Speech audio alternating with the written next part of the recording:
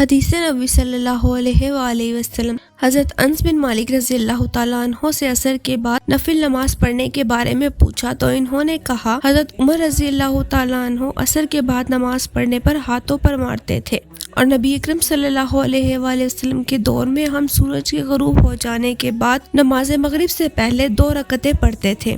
تو میں نے ان سے پوچھا کیا رسول اللہ صلی اللہ علیہ وآلہ وسلم نے یہ 2 رکعتیں پڑھی؟ انہوں نے کہا آپ ہمیں پڑھتا دیکھتے تھے، آپ نے نہ ہمیں حکم دیا اور نہ روکا۔ ایک اور حدیث نبوی میں ارشاد ہے، قامس نے کہا ہم سے عبداللہ بن بریدہ نے حضرت عبداللہ بن مغفل مزنی رضی اللہ تعالیٰ عنہ سے حدیث بیان کی۔ انہوں نے کہا رسول اللہ صلی اللہ علیہ وآلہ وسلم نے فرمایا ہر 2 اذانوں اذان اور تکبیر کے درمیان نماز ہے۔ آپ صلی اللہ علیہ وآلہ وسلم نے 3 دفعہ فرمایا اور تیسری دفعہ فرمایا اس کے لیے جو چاہے۔